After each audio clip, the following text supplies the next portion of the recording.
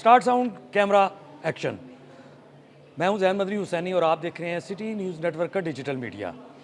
आज बात करते हैं भारत के नामवर अदाकार, गुलूकार, फिल्म प्रोड्यूसर दिलजीत दोसांझ की फिल्म सतलुज के हवाले से। सतलुज जो है इससे कबल सबसे पहले फिल्म जो है ये रिलीज़ की गई, बल्कि रिलीज़ क्या इस पर पाबंदी आयद कर दी गई घल्लू घारा के नाम से। फिर इसको पंजाब 95 के नाम से 2 साल पहले जो है वो रिलीज़ करने की कोशिश की गई सिनेमाओं में, लेकिन इस फिल्म पर पाबंदी आयद कर दी गई। फिर इस फिल्म के प्रोड्यूसर्स ने ये सोचा कि इस फिल्म को OTP जो प्लेटफॉर्म हैं उन पर जो है वो रिलीज़ किया जाए, क्योंकि सिनेमाओं में तो ये फिल्म रिलीज़ इसलिए नहीं हो सकी कि वहाँ पे सेंसरशिप की जो पाबंदियाँ हैं, सेंसर बोर्ड की जो पाबंदियाँ हैं वो आड़े जो है वो आ गई। और ये सेंसरशिप की तारीख का एक अनोखा केस था कि पंजाब 95 को जो है वो 100 तकरीबन 27 कट्स जो है वो इस पर लगाए गए। लेकिन एक फिल्म के अगर 350 सीन होंगे या 400 सीन होंगे तो उसमें से अगर 127 कट्स लग जाएं सीन्स पर, अब वो सीन 1 मिनट का है, 1.5 मिनट का है, 2.5 मिनट का भी सीन हो सकता है, 3 मिनट का भी सीन हो सकता है, तो उस फिल्म की क्या हालत होगी। उसके बाद इस फिल्म के प्रोड्यूसर्स ने ये जो है वो कोशिश की कि इसको सिनेमा की बजाय OTP जो डिजिटल प्लेटफॉर्म्स हैं उस पर जो है रिलीज़ किया जाए। लेकिन बदकिस्मती से पंजाब 95 का नाम चेंज करके सतलुज रखा गया, और सतलुज को जब OTP प्लेटफॉर्म Z5 पे रिलीज़ किया गया तो वो फिल्म 48 घंटों के अंदर अंदर ही उतार दी गई। आखिर ये फिल्म है क्या? ये फिल्म जो है वो एक मारूफ ह्यूमन राइट एक्टिविस्ट थे, सिख थे, जसवंत सिंह कालड़ा। ये उनकी ज़िंदगी पर मबनी फ़िल्म है। 1980 से 1990 की दिहाई के दौरान जो भारतीय अफवाज ने जो कत्ल गारत की, जो लोगों को इस कदर उन पर तशद्दुद किया, उन पर मज़ालिम ढाए, ये एक सिख जो थी वो एक तहरीक थी।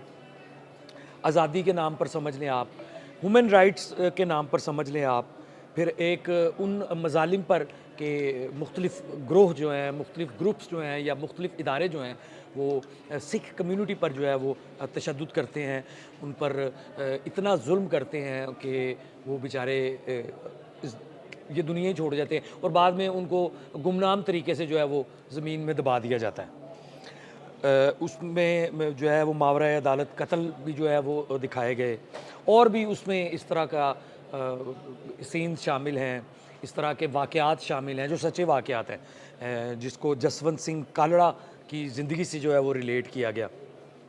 तो मेरा ख़्याल है पंजाब 95 भी जब बनी, इस नाम से जब उसको रिलीज़ करने की कोशिश की गई तो तब भी इसी वजह से पाबंदी लगी। और अब भी OTP जो प्लेटफॉर्म है Z5, वहाँ से इस फिल्म को जो है वो उतार दिया गया। इसमें एक तहकीक के बाद ये बात सामने आई है कि इसमें 50% उस कहानी का जो है वो अमल दखल नहीं है। इसमें 50% जो दिलजीत दोसांझ ने करैक्टर किया है वो मोदी सरकार को जो है वो पसंद नहीं आया, मोदी गवर्नमेंट को जो है वो पसंद नहीं आया, और उन्होंने खुद जो है बाकायदा हुकूमती सतह पर जो है वो OTP जो प्लेटफॉर्म है Z5, उसको ये अहकामात जारी किए कि फ़िल्म को जो है वो उतार दिया जाए। OTP प्लेटफॉर्म जो है वहाँ पे हर मौजू, हर कहानी की जो फ़िल्म है वो रिलीज़ की जाती है। इससे कबल भी जो है वो मुतअद्दिद फ़िल्में भारत की पंजाबी सिख कम्युनिटी की फ़िल्में जो हैं वो रिलीज़ नहीं की गई, उन पर पाबंदी जो है वो की गई। अगर मैं यहीं बात करूं तो पाबंदी का शिकार होने वाली एक सबसे 1984 में एक फ़िल्म थी हवाएं।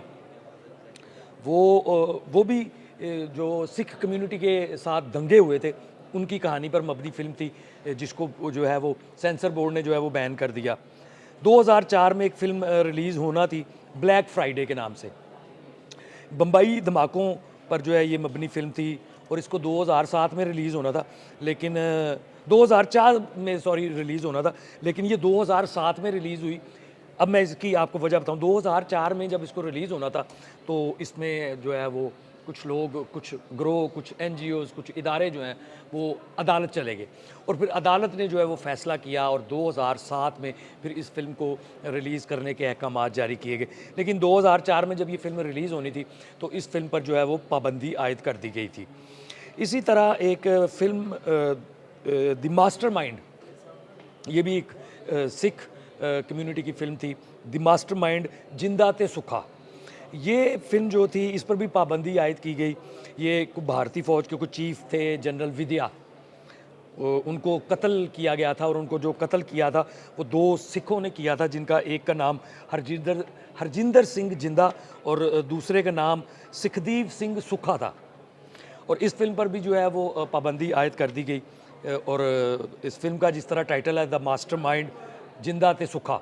अब ये 2 करैक्टर थे जिंदा ते सुखा, जिन्होंने भारतीय फ़ौज के जनरल को जो है वो मर्डर किया, कत्ल किया उसको। अब वो क्या कहानी थी, उस कहानी पर भी सेंसर बोर्ड ने एतराज़ लगाए और इस फिल्म पर जो है वो पाबंदी आयद कर दी।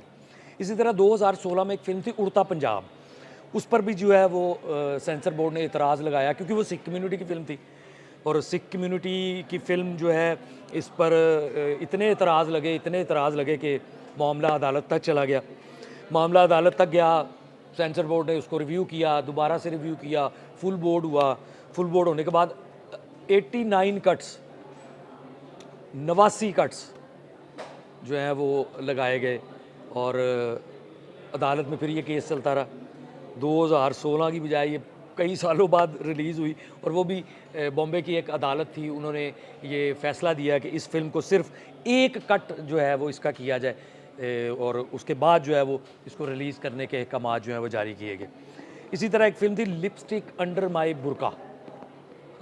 नाम ही जो है वो बड़ा अजीबो-गरीब है, लेकिन चूँकि बॉलीवुड इंडस्ट्री, भारतीय फ़िल्म इंडस्ट्री, बेशक वो तमिल हो, पंजाबी हो, वो हमेशा नए-नए कंटेंट पे खेलती है, नए-नए मौज़ूआत पे खेलती है, नए-नए ऐसे इश्यूज़ पर फ़िल्म बनाती है कि वो फ़िल्म वाक़ई देखने के काबिल होती है। कई फ़िल्में कामयाब बिज़नेस भी करती हैं, कई फ़िल्में जो हैं वो फ्लॉप भी हो जाती हैं, लेकिन बेशक वो फ्लॉप हो भी जाएँ, लेकिन वो अपना बिज़नेस जो है, फ़िल्म पे जो जितना पैसा लगा होता है, वो पूरा कर जाती हैं। उस फ़िल्म की जो प्रोडक्शन है, उसके अखराजात पूरे हो जाते हैं।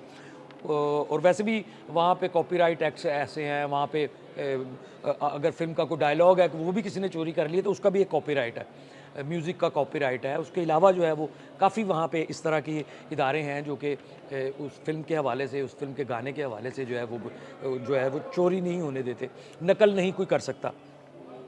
तो ये लिपस्टिक अंडर माय बुर्का जो है ये 2017 में जो है वो रिलीज़ होना थी, लेकिन इस पर फ़हाशी का इल्ज़ाम लगा के सेंसर बोर्ड ने जो है वो इसको बैन कर दिया और ये फ़िल्म जो है वो 4 ख़वातीन की कहानी पर मबनी थी और इस पर इल्ज़ाम ये लगाया कि इसमें बहुत ज़्यादा वल्गैरिटी है और उन ख़वातीन की जो कहानी है वो बड़ी अजीबो-गरीब है, तो लिहाजा इस पर भी जो है वो पाबंदी लगा दी गई। अच्छा, मैं आपको एक बात बताऊँ, दिलजीत दोसांझ की बात हो रही थी, सतलुज की बात हो रही थी और सतलुज का मेन कैरेक्टर जो है वो दिलजीत दोसांझ ने किया। अच्छा, दिलजीत दोसांझ की एक फ़िल्म जिसमें पाकिस्तानी अदाकारा हानिया आमिर ने जो है वो काम किया, उस फ़िल्म को भी जो है वो इंडिया में रिलीज़ नहीं किया गया और उस फ़िल्म को भी जो है वो बाकायदा तौर पर बैन कर दिया गया। लेकिन वो फ़िल्म इंडिया के अलावा दीगर ममालिक में रिलीज़ हुई, पाकिस्तान में भी रिलीज़ हुई और पाकिस्तान में उसने कामयाब जो है वो बिज़नेस, अभी भी मेरा ख़्याल है वो 1-2 सिनेमाओं में जो है वो लगी होगी और अच्छा कामयाब बिज़नेस जो है वो कर रही है। बहरहाल भारत की अगर बात की जाए, बॉलीवुड की बात की जाए, तो सतलुज का ये जो केस है, ये सेंसरशिप और डिजिटल दौर की आज़ादी के दरमियान अब एक नई जंग जो है वो बन गया है। क्योंकि अब आगे भी इस तरह की बॉलीवुड में कुछ ऐसी फ़िल्में आ रही हैं जो कि डिजिटल मीडिया और सेंसर बोर्ड के दरमियान जो है वो आके जो है वो हाइल होंगी, आके अब जो है वो रिलीज़ होने की कोशिश करेंगी। लेकिन पहले जब जहाँ पे सेंसर बोर्ड जो है वो इन फ़िल्मों को पर पाबंदी लगा देता था, इन फ़िल्मों को रिलीज़ करने की इजाज़त नहीं देता था, तो मजबूरन फ़िल्म साज़ों को, डायरेक्टर्स को, जो फ़िल्म के डिस्ट्रीब्यूटर्स हैं, उनको अदालतों में जाना पड़ता था। लेकिन अब एक नई कहानी मंज़र-ए-आम पर आ गई है कि ओटीपी जो प्लेटफ़ॉर्म्स हैं, जहाँ पे हर किस्म की फ़िल्म्स जो है, अब नेटफ्लिक्स की अगर बात करें, अमेज़न प्राइम की अगर बात करें, तो वहाँ पे ऐसी-ऐसी फ़िल्में, ऐसे-ऐसे कंटेंट, ऐसी-ऐसी कहानियों वाली फ़िल्में हैं कि वाक़ई वो फ़िल्में जो हैं वो अगर वाक़ई सिनेमाघरों में लगें, तो वो फ़िल्म को सिनेमा में रिलीज़ करने की इजाज़त नहीं जो है वो मिलेगी। लेकिन वो ओटीपी प्लेटफ़ॉर्म्स पर जो रिलीज़ हो रही हैं। लेकिन भारतीय एक फ़िल्म और भारत की कई और फ़िल्में जो हैं अब वो ओटीपी प्लेटफ़ॉर्म से भी उतार दी जा रही हैं।